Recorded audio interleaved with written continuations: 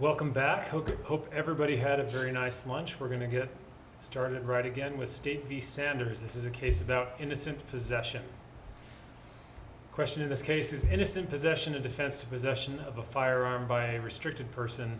Answer, no, not outside the confines of the statute, and we'll talk about what those are.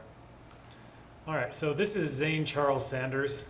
It's actually not Mr. Sanders. This is another Zane, but they've both got that kind of bad boy vibe to them. Look at that leather jacket, that devil-may-care look on his face.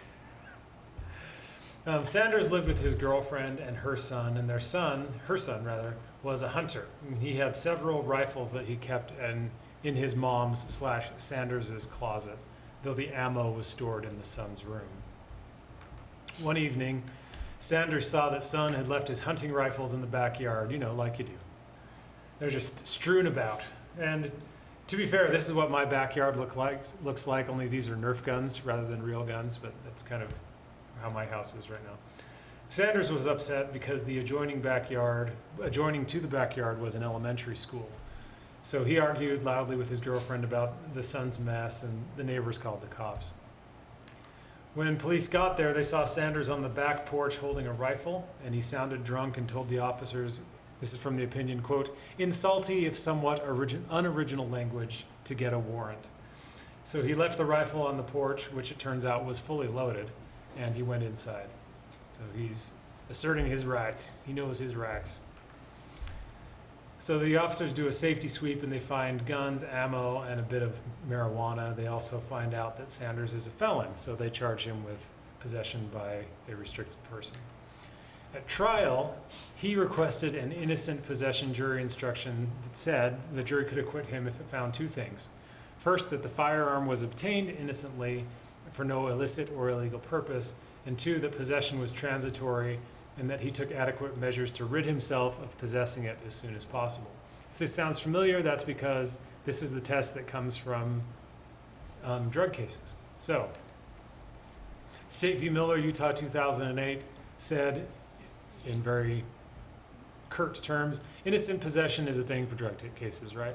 It's possible in a drug case to say that you were innocently possessing it, that you didn't intend to use it, and you were just going to turn it over to the cops as soon as humanly possible. That's no doubt what Snoop Dogg is thinking right here. Look at that face. He's just thinking, I can't wait to talk to those cops. The picture of innocence. Right? Yeah, exactly. So the two prongs to get that instruction from Miller are the ones that Sanders requested. There's no illicit purpose, and the possession was transitory with intent to dispossess yourself of it. What happened in Miller is he worked construction and had a party at his place for all his crew after they completed a project. And as he was cleaning up the next day, he claimed, he found some paraphernalia, like prescription meds and a glass pipe, and he pocketed it with the intention, he said, of putting it away because his grandchildren were visiting the next day, and then he was going to get rid of it the day after that or whatever. So the Utah Supreme Court said that innocent possession is proper, can be a proper defense under the right circumstances in drug cases. So he was saying, let's apply that here. So there are two kinds of defenses in the code, just from the 10,000-foot level. You have specific defenses and general defenses. General defenses apply across the code to everything, so something like justification or coercion. Specific defenses apply only to discrete offenses. Self-defense is kind of in the middle. It doesn't apply to everything, but it's a form of justification for certain person crimes.